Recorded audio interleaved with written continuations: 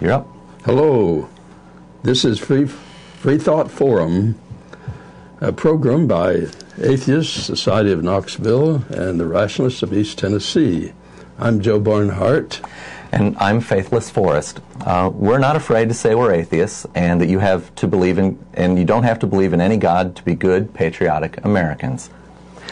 September 17th, 1787, the 39 drafters of the Constitution finished and signed their work and forwarded it on to the states for ratification.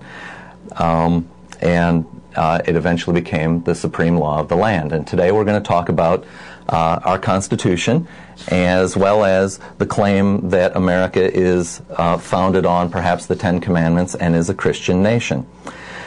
We'd like to ask callers to call in to our number, which is 215-228, and help us compare and contrast the Constitution of the United States to the Ten Commandments, and perhaps we'll speculate at what it would be like to be a Christian nation.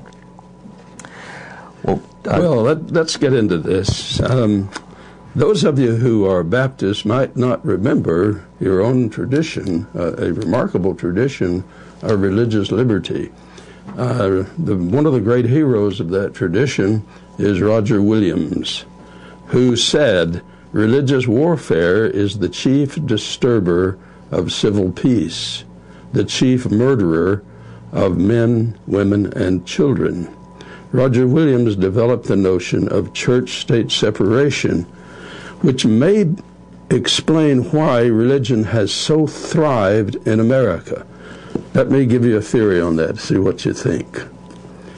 If you hold to a particular religion, not because the state requires you or supports you for it, but because you believe in it, you're more likely to serve it with all your energy and your money.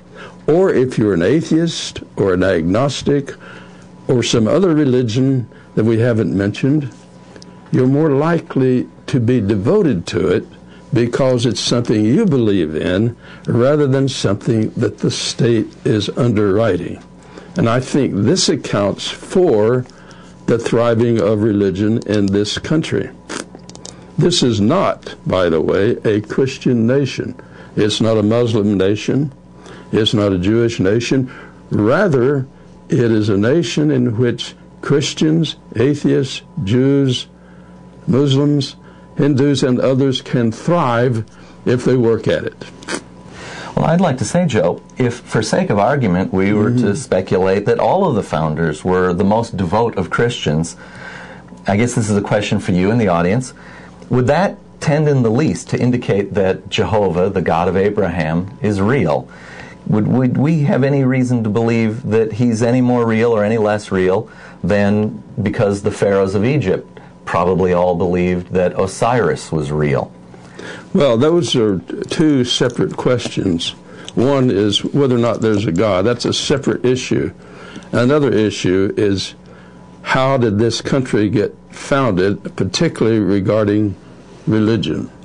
And the answer seems to be that because there was so much religious warfare in Europe in particular, and now we can see in the Middle East, because of this, Jefferson and others, including Franklin and Washington, saw the importance of not having a state religion and separating church and state from each other.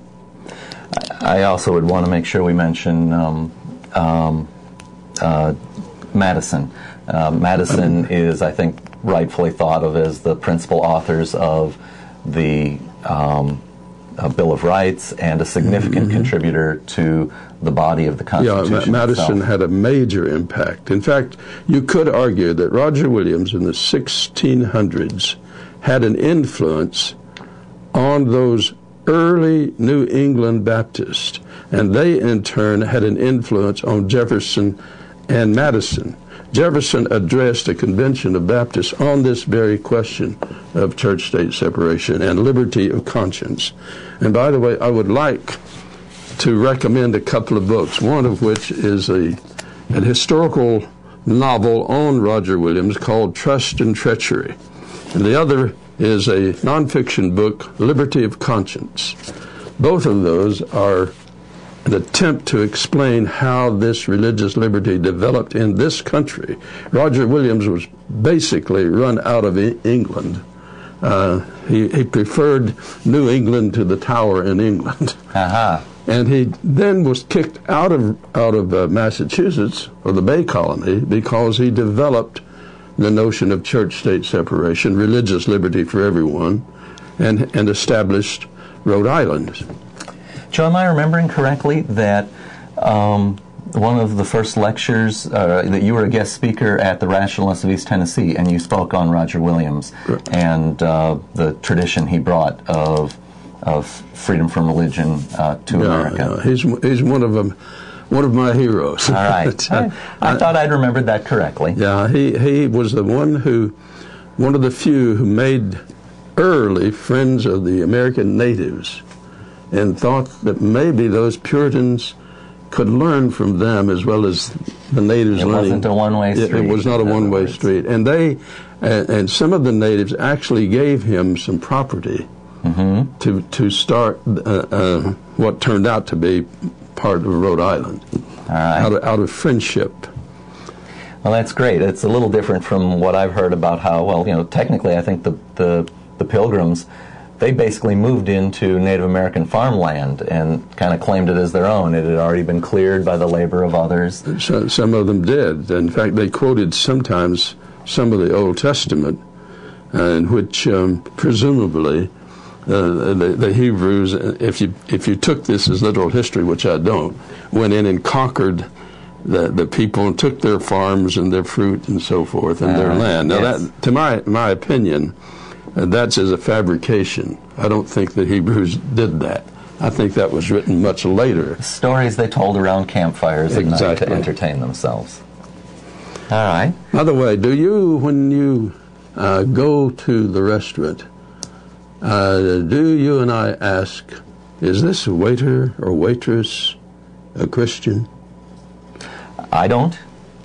I don't either. I want to know if she can do the job or if he can do the job. That's right. I don't think there's any religious qualification to bring my meal to me and take my order. In some countries, unfortunately, this requirement of having a particular religion rather than another religion or no religion is very important for getting a job. In this country, we have had the tradition of saying, get the job if you're qualified for it.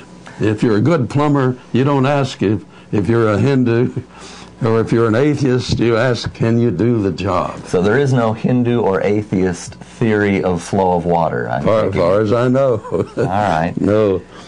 Well, that's something that our First Amendment has given us, and that's a great thing.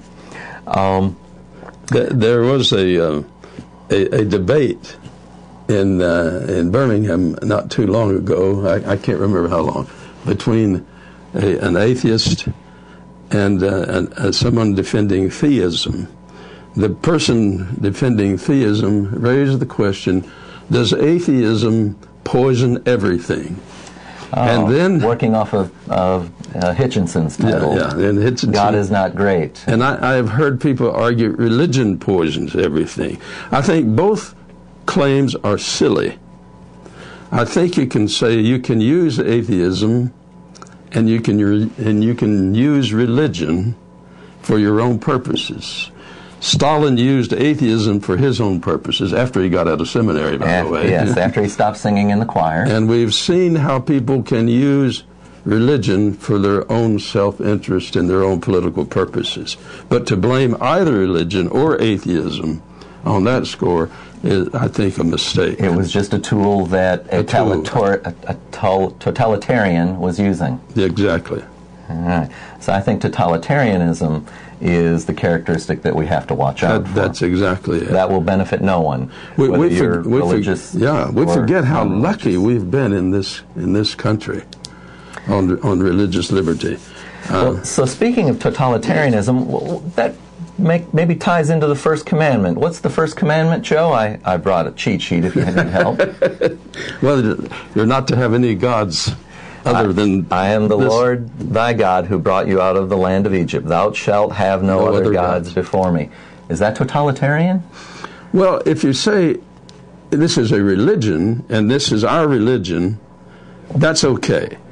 If you're going to say this is part of a requirement of a state or citizenship, that's tyranny. That's tyranny. Yeah. Now, what Roger Williams says is you can't really be religious unless you have free choice. Religion That's right. presupposes that you choose the religion. Man, that's great. Yes, that's why I think whether you're an atheist, a Baptist, or Methodist, or a Hindu, or Catholic, you can have a great respect for a man like Roger Williams. And he's, in some respects, he's a hero of a lot of us. And if you don't give people free choice, what you'll do is you will create hypocrites because... that was his whole point. You're right. And in the case of serving in our government, the Constitution, even before it was amended, said that there shall be no religious tests shall ever be required as a qualification to any public office or public trust under the United States. And the same applied to members of the state legislatures as well. Yeah, that's not true in Saudi Arabia. It's probably not true in much of the world. Much of the world. I suspect that in Europe there may be like unenforced requirements. I believe that England, has a state church, the Anglican church. Germany had a state church. In fact, you could argue wherever you have had a state church and some freedom, you will have a reduction of religion because people make a connection between the politics and the religion, and they think it corrupts both. Yep. If you imagine that our state was entwined heavily with religion right now, I think that some of the people protesting the size and extent of the federal government would therefore be protesting the size and intrusion of religion in their lives. You would think so. It follows. I taught a course for 20 years called Religion in American Society. Uh-huh. And I was astonished as I was preparing this course to realize how incredibly complicated religion is in this country, how unbelievably diverse it is. And even among atheists, how utterly diverse atheism is. So what I'm suggesting, where you have a freedom of religion and from religion, both, then people can cut their own way and learn from each other. You can have debates. And in the debate, rather than trying to clobber each other always, you can learn from each other. Try and learn from each other. Well, that's great. I myself, after having joined the Rationalists of East Tennessee and interacted with former theists, was made aware of some of the history of free thought in the United States. A great author whom I very much admire, Robert Greene Ingersoll, and whose books were so interesting to read that they actually caused me to read the Bible so that I could better understand his critique thereof. Well, Joe, what other commandments are there? Can you remember some of the others that we might compare and contrast to our Constitution? Make no graven images. Make no graven images. Now, I don't know how far that would carry in terms of pictures of Jesus, whether those would be called graven images. Well, I think we're getting signaled that we've got a call here. Let's see. Let me try the button here. Hello, do we have a caller? Hello, do we have a caller? All right, we may have to try again. I'd like to ask a question, please. Okay, great. Caller, can we ask you to give us your name or perhaps give us a nickname if you don't want to identify yourself? My name is Phil. I enjoy your program very much, and Dr. Barnhart just made a statement that is very interesting to me, that in Europe, with their state religions,